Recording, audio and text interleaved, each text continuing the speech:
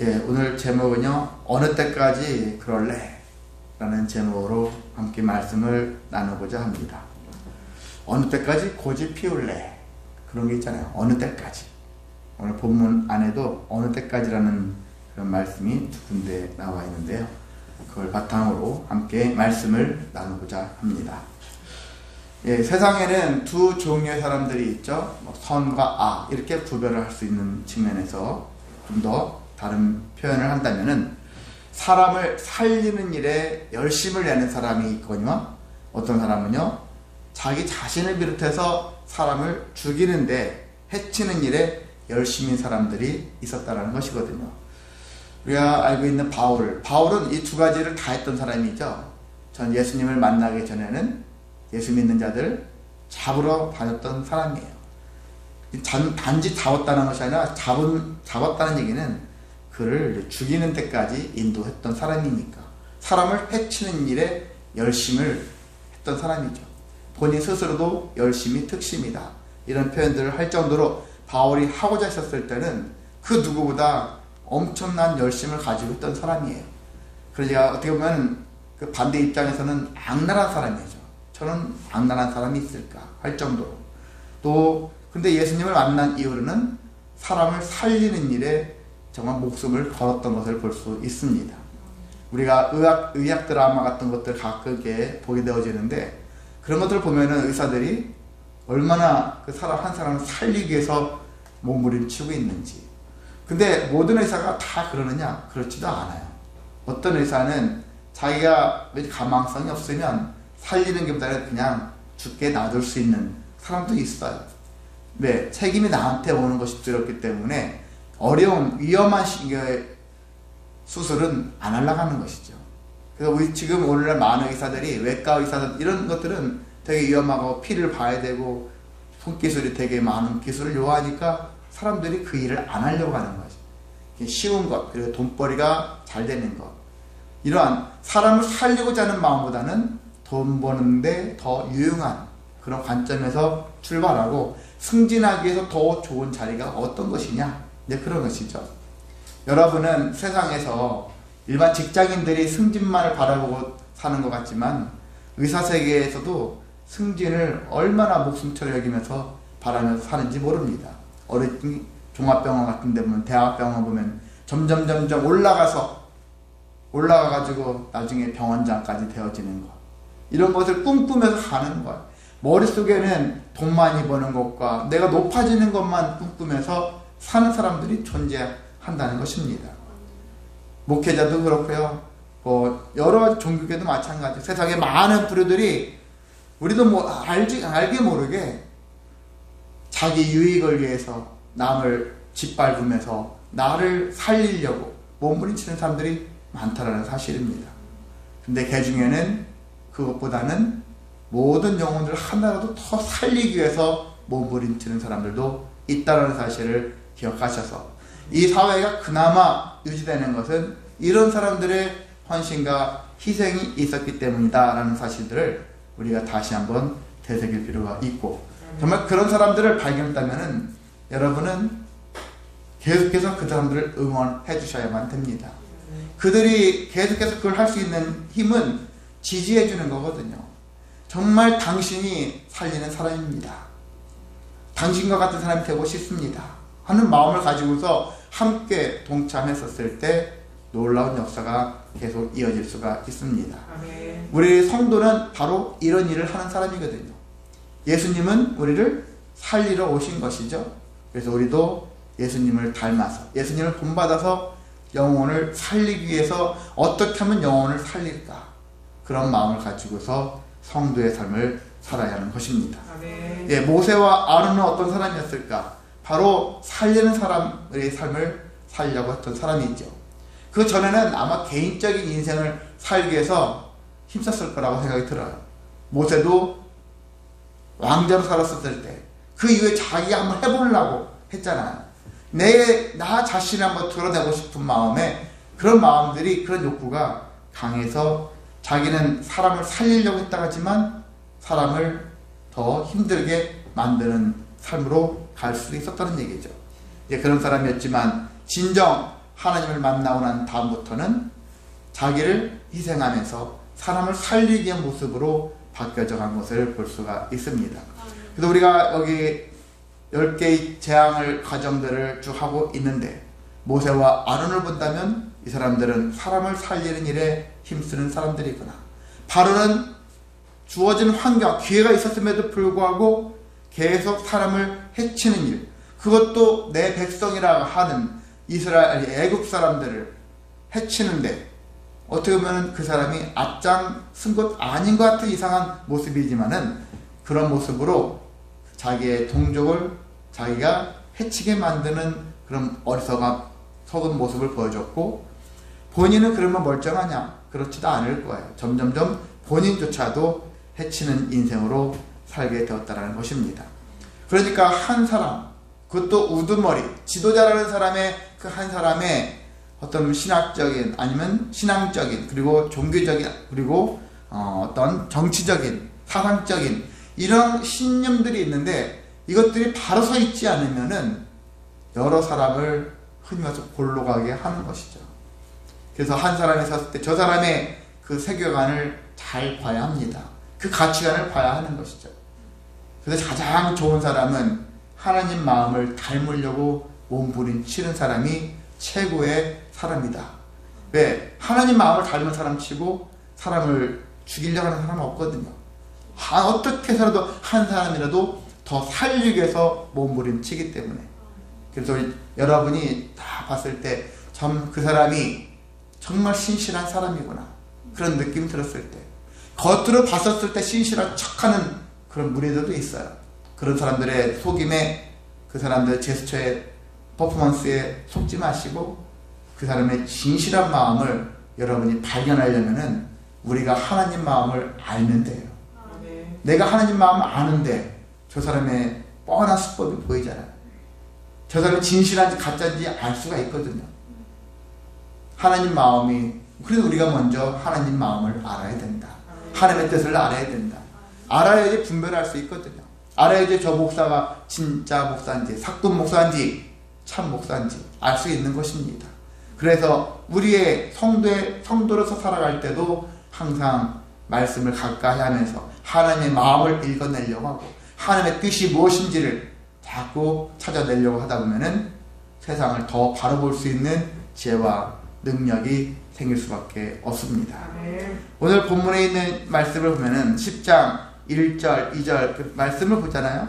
그리고 하나님께서 왜 지금까지 7번째 재앙까지 왔는데 그때마다 그 결과를 놓고 보면은 실망스러워요. 어떤 면에서 바로가 처음보다는 갈수록 마음이 뭔가 넘어올 듯 해요.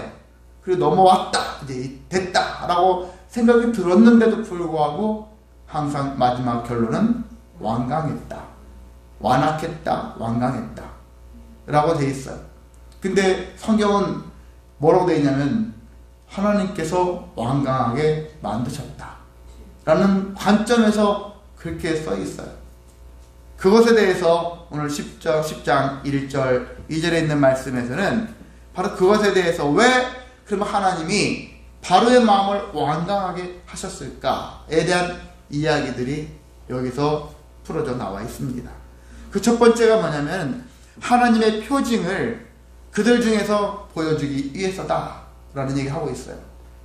세상에는 수많은 이적, 기적 뭐 그런 얘기 하잖아요. 기적이 나타났대 하는데 그 기적이 의미가 담겨져 있지 않으면은 아무것도 아닌 것이 되어버릴 수밖에 없습니다. 어떤 기적이 나타날 때는 그 기적이 의미가 담겨야 되거든요. 이 기적이 왜 일어났을까?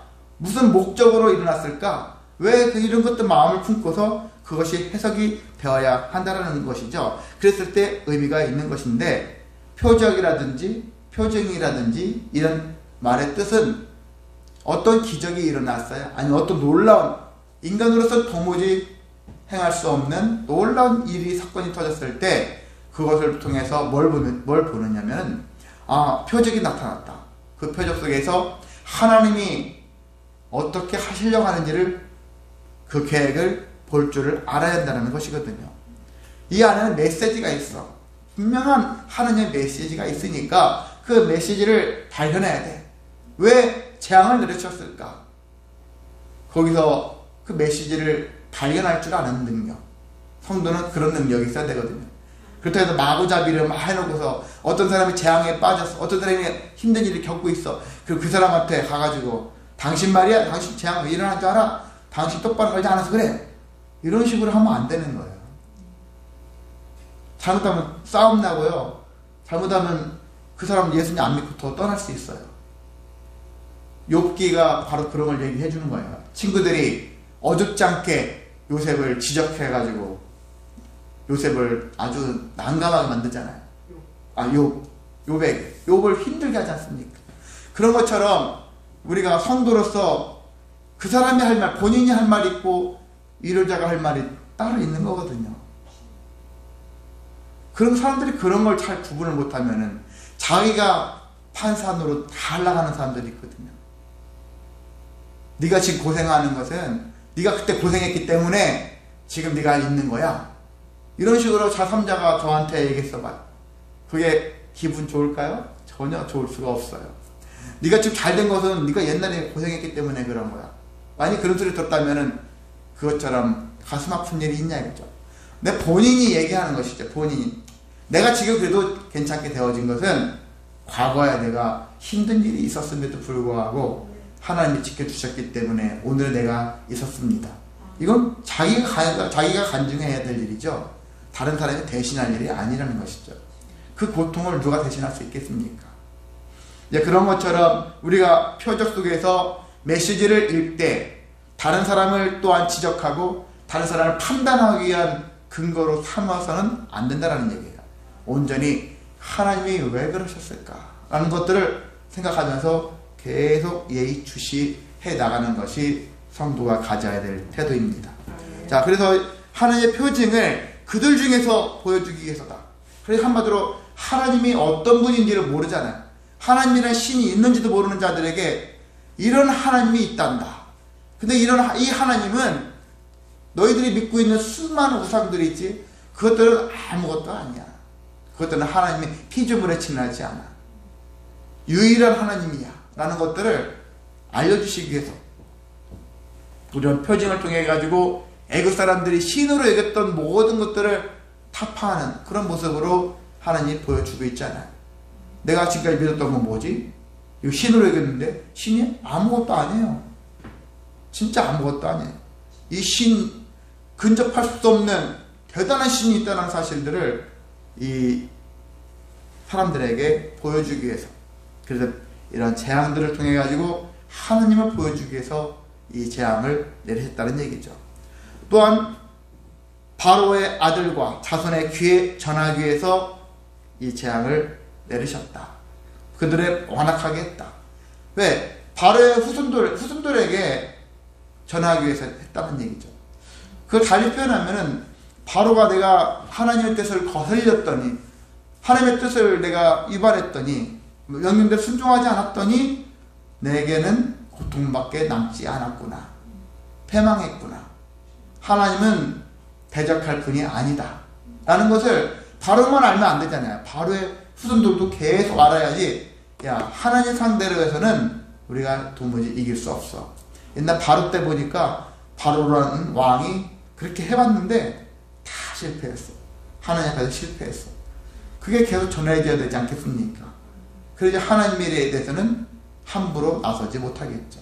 그런 것들이, 그런 목적을 가지고서 이러한 바로의 마음을 완강하게 되어졌고, 결과는 재앙이 계속되어졌고, 그래서 큰 화가 미치게 되었다는 사실들을 여기 10장 1, 2절에 말씀을 하고 있습니다. 그래서 아무튼 완강하게 대한 가장 이유는 제일 마지막 절이죠. 10장 2절에 너희는 내가 여호와인 줄을 알리라. 마찬가지로 오늘날 우리도 마찬가지입니다. 인생 속에서, 삶 속에 살아갈 때 우리가 알아야 될 것은 하나님이 그러셨구나. 하나님을 알아야 한다는 얘기죠. 어떤 일을 경험할지라도, 기쁜 일이든 슬픈 일이든 고통스럽든 하나님을 알아가야 하는 것이죠. 하나님을 아는 일이 제일 중요합니다.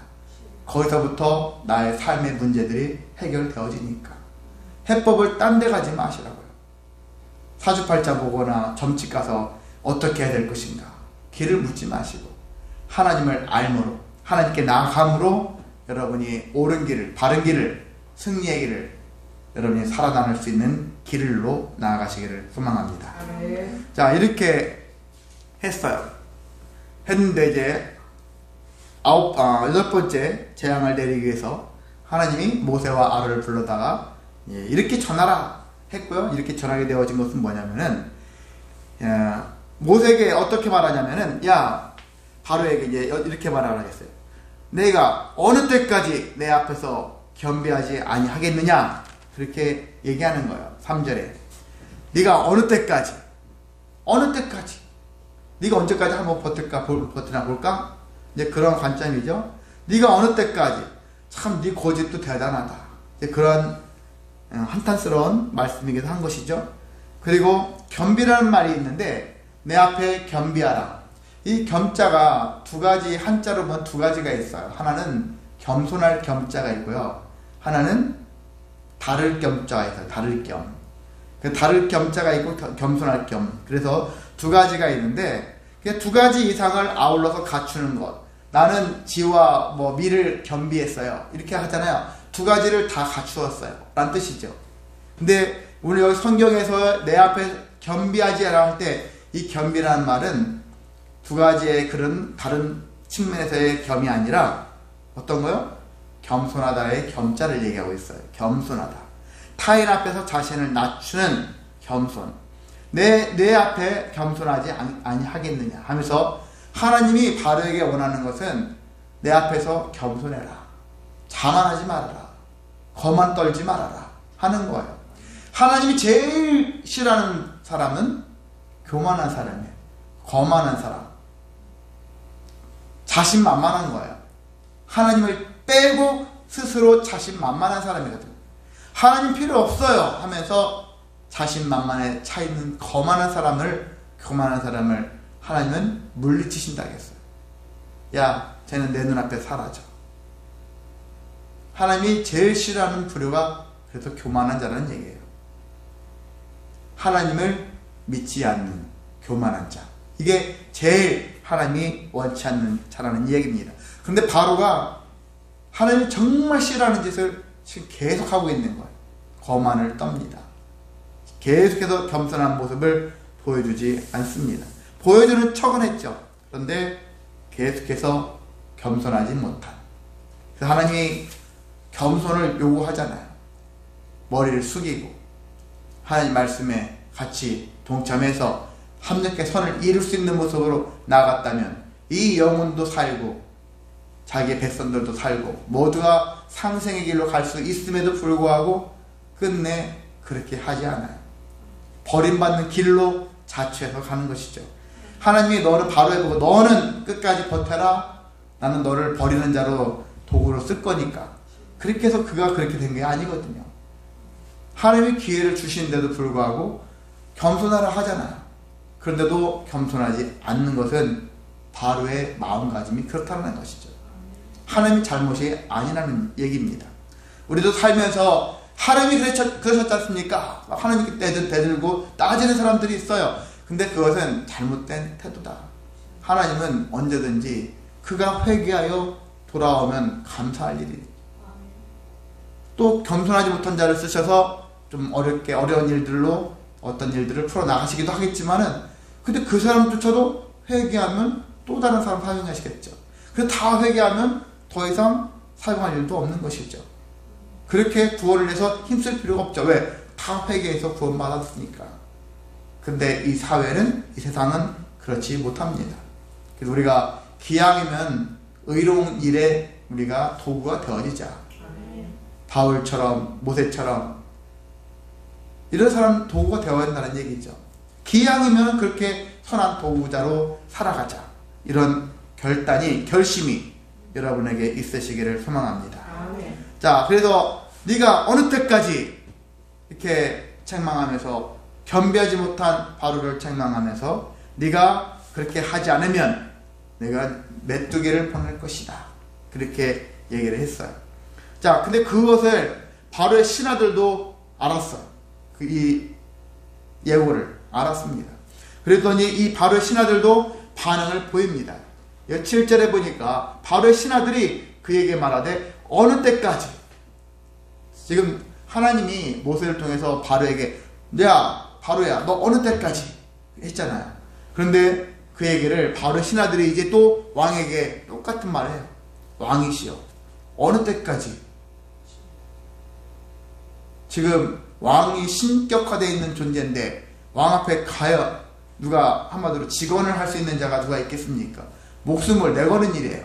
왕은 견고하죠. 완강한 사람이었는데 그 완강한 사람한테 바른 말을 직고할 수 있는 사람이 누가 있을까요?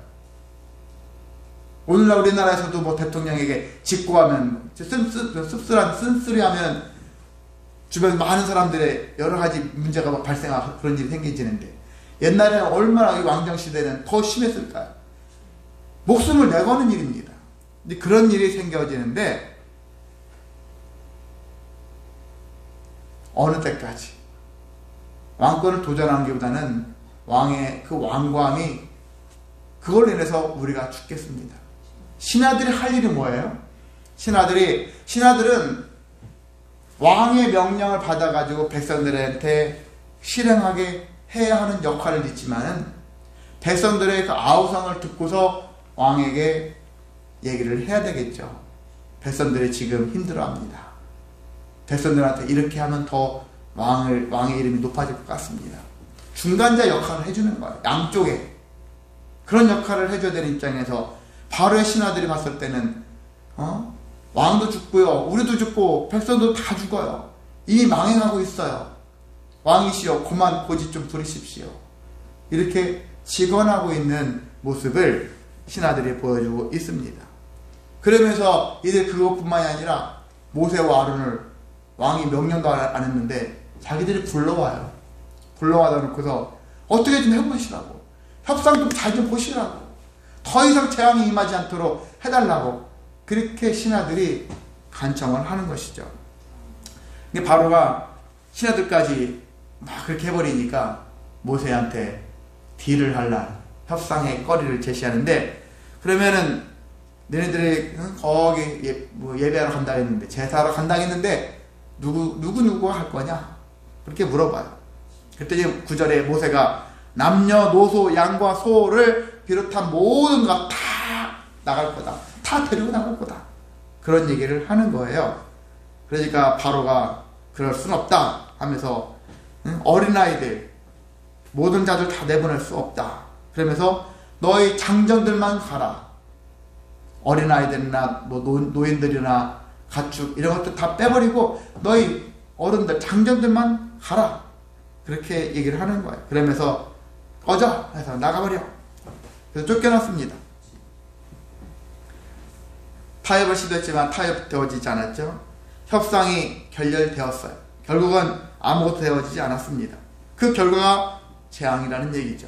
그래서 12절 13절에 모세가 지팡이를 들자 하나님은 낮과 밤에 동풍을 일으켜서 메뚜기 떼가 임하게 되었고, 그 메뚜기가 우박으로 인해서 살아남았던 것들, 그 이후에 또 자랐던 것들, 그 나머지 것들이 다 푸른 것들은 남지 않았다. 성경에 기록되어 있죠. 이제 그렇게 되었어요. 혹자는 그렇습니다. 이 메뚜기는 어떤 것이냐면은 아르베라는 이름을 갖고 있는 것인데요. 많다, 증식자다, 무리다, 때, 뭐 이렇게 이런 뜻을 가지고 있는 그런 말에서 유래된 것인데, 엄청나게 많은 집단적으로 이동을 합니다. 그래서 이것이 메뚜기 떼가 뭐 기록에 따르면은 한번 발생하면은 2,600 거리를 2,600km의 그 거리를 다 가득 채울 때도 있다 할 정도로 엄청나거든요.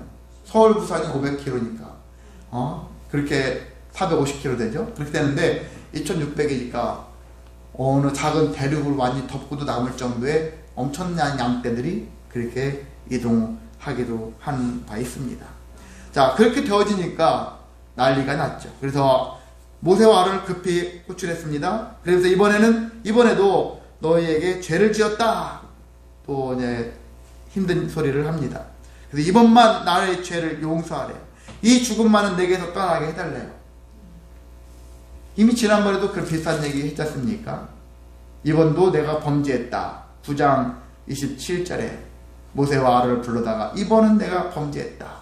그래 놓고서 지금도 내가 너에게 죄를 지었다. 이번만 나의 죄를 용서해 달라고 그렇게 요청을 하는 바로의 모습을 봅니다. 그러니까 한번 이런 것에 맞들린 사람은 위기만 지나가면 다음에 또 그러는 거야. 신앙생활 하다가도 지금 이번만 살려주시면, 이번만 고쳐주시면, 이번만 문제 해결해 주시면 내가 어떻게 하겠습니다. 제가 그렇게 말하는 사람들은 저도 잘 믿지 않거든요. 그런 사람들 말만 하고서 그냥 넘어가면서 시간만 지나면 아무런 일을 하지 않는 사람, 그런 사람이 있으면 다음에도 비슷한 일이 있으면 또 그렇게 말만 하고 지나가는 사람들이 분명히 존재합니다. 바로와 같은 그런 마음을 가지고 있는 사람이 있죠. 위기만 모면하면 끝나는 거예요.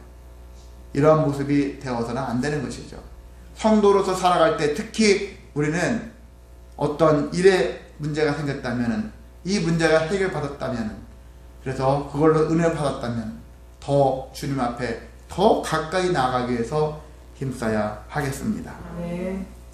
자, 그렇게 해서 간구했지만 뻔한 일이지만 그럼에도 불구하고 모세는 하나님께 간구했고, 그래서 그 간구대로 메뚜기 떼가 홍해로 물러갔고요. 홍해에다가 몰아 넣어 버렸습니다. 그러니까 역시나 바로의 마음은 다시 완악해졌다. 자, 이제 9번째 재앙이죠. 21절부터 29절까지에 있는 9번째 재앙인데, 9번째 재앙은 흑암의 재앙이에요.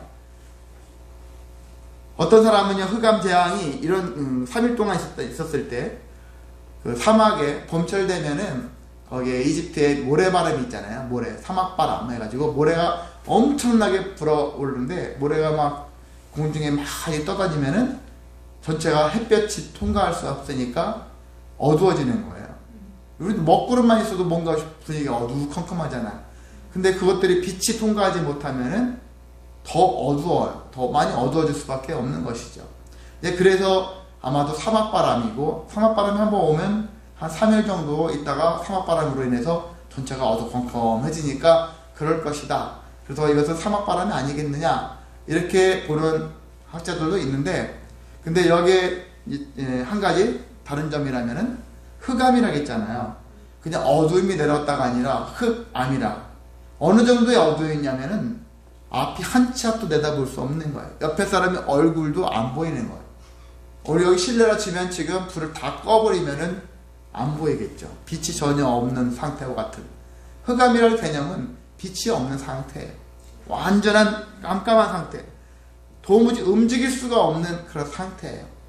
그런 상태이기 때문에 이 사막바람의 영향이다 라고 보는 사람들이 있다 하지만 그렇지 않다. 이게 내용상으로 보면 그렇지 않을 수 있다라는 얘기도 얘기할 수 있습니다. 흑암 재앙을 왜 내렸을까 하셨을 때는, 예전에 태양신 있잖아요.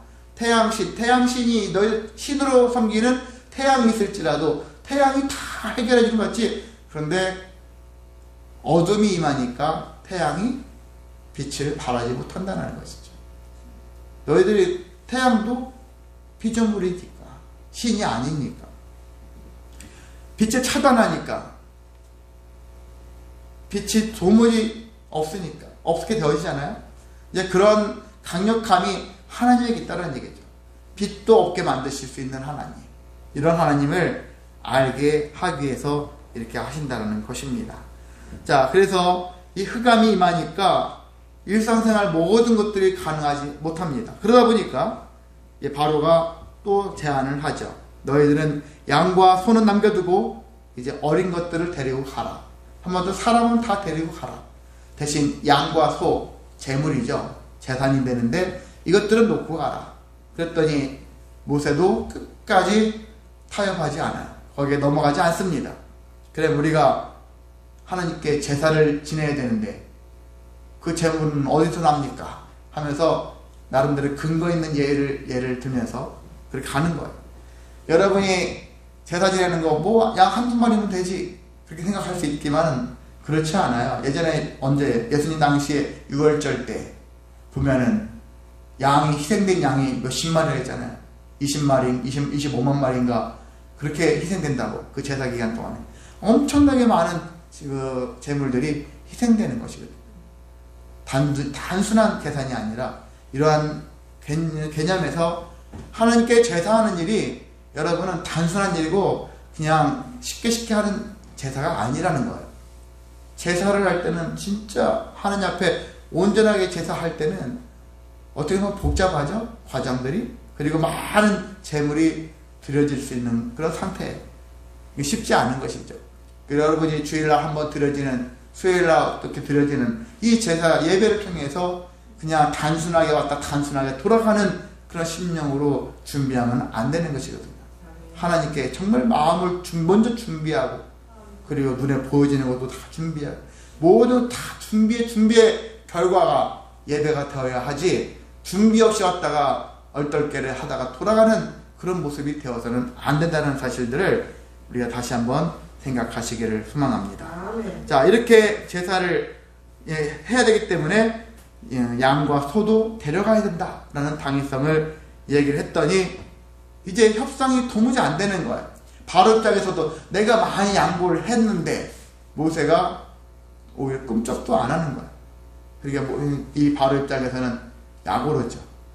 약오르니까 할 수 있는 게 뭐죠? 내가 그래도 이 사람이잖아요. 이 사람이니까 아주 폭언을 퍼붓는 거죠. 다시는 내 얼굴 보지 마. 다시 보게 될 때는 너 제삿날이야.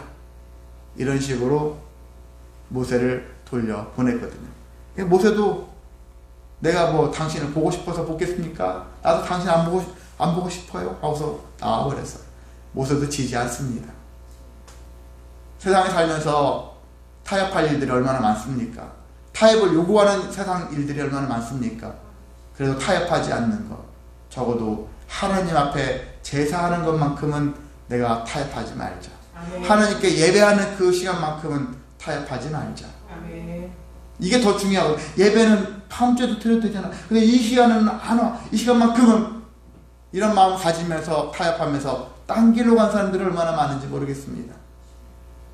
거기서부터 교만하게 되어지고 거만하게 되어지고 바로처럼 다른 것을 섬기고 다른 것을 존중하고 이러면서 신앙이 멀어지면서 어떻게 되죠? 자신을 비롯해서 많은 사람들을 해하는 존재로 살아가는 사람이 있지만 저와 여러분은 모세와 아론처럼 때로는 예수님처럼 바울처럼 세상을 살리기 위해서 오늘도 그 말씀에 순종해서 계속해서 하나님께 어떻게 신실하게 진실하게 예배자로 나아가야 될까, 늘 마음에 깊은 마음을 가지고 하나님의 마음을 가지고 하나님께 영광 돌리기 위해서 몸부림치는 저와 여러분 되시기를 주님의 이름으로 소망하고 축복합니다. 아멘.